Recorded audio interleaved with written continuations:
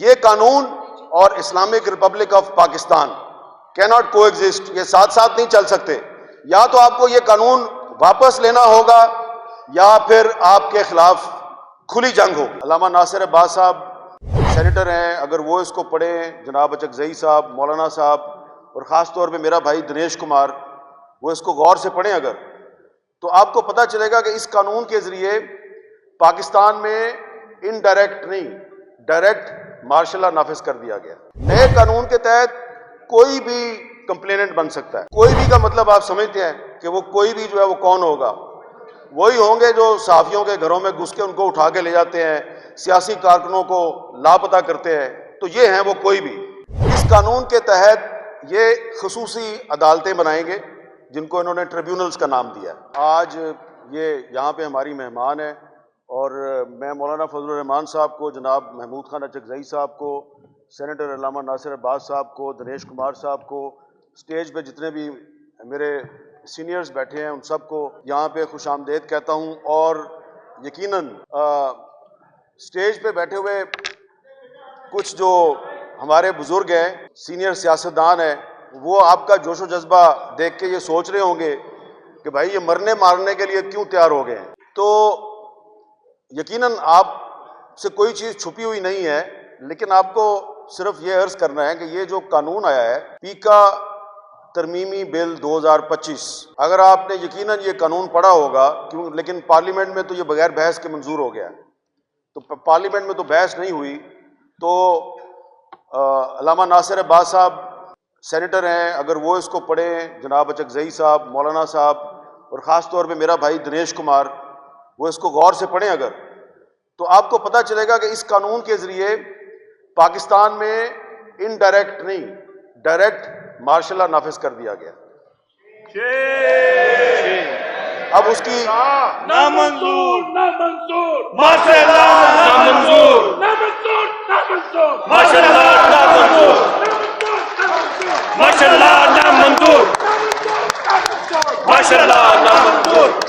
میں صرف زیادہ وقت نہیں لوں گا، صرف میں بتانا چاہتا ہوں کہ کیوں ہم یہ کہہ رہے ہیں کہ مارشل لا نافذ ہو گیا۔ یہ جس کسی کے پاس بھی اپنا ایک موبائل فون ہے، وہ سوشل میڈیا استعمال کرتا ہے، صرف صحافی نہیں، عام پاکستانی بھی۔ تو یہ جو نیا قانون ہے، اس قانون کے تحت انہوں نے ایک نئی ریگولیٹری اتھارٹی بنائی ہے۔ آپ کے پاس اگر آپ ٹویٹر پہ ہیں، یا آپ یوٹیوب استعمال کرتے ہیں، یا آپ انسٹاگرام استعمال کرتے ہیں، یا آپ فیس بک استعمال کرتے ہیں، تو آپ کو اس اتھارٹی کے پاس جا کے اپنی رجسٹریشن کروانی ہے، اور اس کے بعد جب آپ رجسٹریشن کروائیں گے تو اس کے بعد ہی آپ اس کو استعمال کر سکتے ہیں، ادروائز آپ کے خلاف اس نئے قانون کے تحت کارروائی ہوگی۔ اس میں پہلے جو قانون تھا اس کے تحت کمپلین یعنی کہ شکایت کنندہ صرف وہ بن سکتا تھا جو ڈائریکٹلی افیکٹڈ ہے۔ مثلاً اگر کسی نے میرے بارے میں جھوٹ بولا ہے، فیک نیوز پھیلائی ہے، تو میرے پاس یہ رائٹ تھا کہ میں جو پچھلا پیکا قانون تھا اس کے تحت میں ایف آئی اے کے جا کے درخواست دے سکتا ہوں۔ نئے قانون کے تحت کوئی بھی کمپلیننٹ بن سکتا ہے۔ کوئی بھی کا مطلب آپ سمجھتے ہیں کہ وہ کوئی بھی جو ہے وہ کون ہوگا؟ وہی ہوں گے جو صحافیوں کے گھروں میں گھس کے ان کو اٹھا کے لے جاتے ہیں، سیاسی کارکنوں کو لاپتہ کرتے ہیں، تو یہ ہیں وہ کوئی بھی۔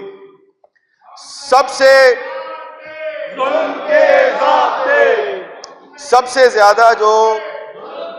اس میں تشویشناک بات ہے کہ مارشل لا میں فوجی عدالتیں بنتی ہیں۔ اس قانون کے تحت یہ خصوصی عدالتیں بنائیں گے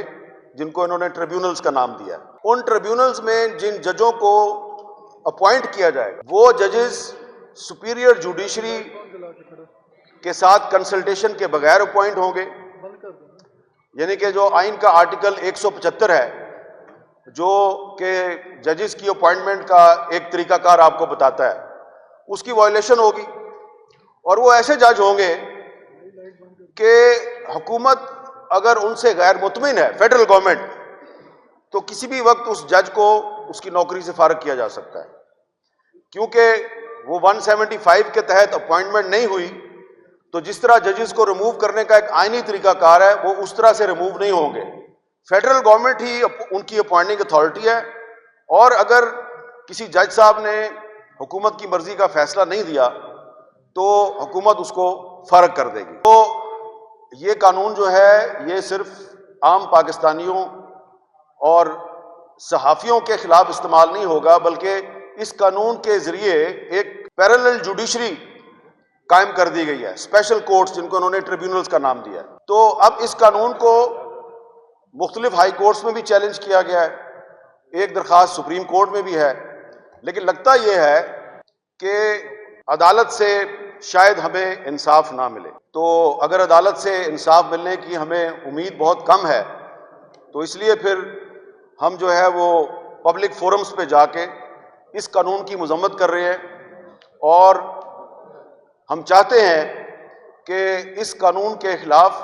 پارلیمنٹ کے اندر اور پارلیمنٹ کے باہر ایک منظم تحریک چلائی جائے، کیونکہ یہ جو قانون ہے یہ نہ صرف یہ کہ آئین پاکستان کے بہت سے جو آرٹیکلز ہیں اس کی خلاف ورزی ہے،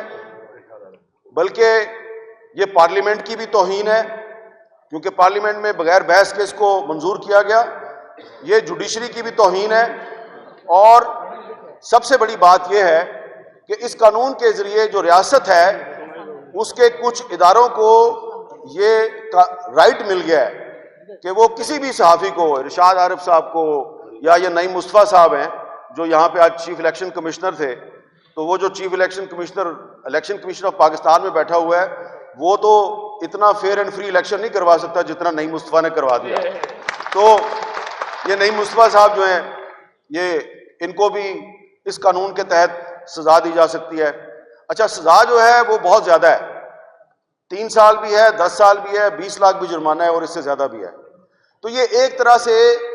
اسی لیے ہم کہہ رہے ہیں کہ مارشل لا نافذ کر دیا گیا۔ اس سے کیا ہوگا کہ یہ ذرا آخر میں ایک بہت قابل غور بات کرنے لگا ہوں کہ جب پارلیمنٹ کی بھی کوئی اہمیت نہیں رہے گی اس ملک میں، جب جوڈیشری بھی کمپرومائز ہو گئی، ٹھیک ہے جی، اور جمہوریت اور آئین سے بھی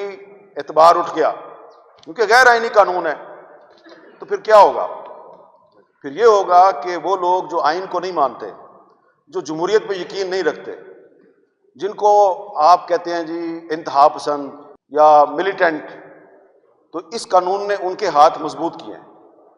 اور اس قانون سے پاکستان میں نفرتیں بڑھیں گی، اس قانون سے پاکستان میں انتہا پسندی بڑھے گی، جمہوریت اور آئین سے لوگوں کا اعتماد اٹھے گا، اور جس معاشرے میں جمہوریت اور آئین سے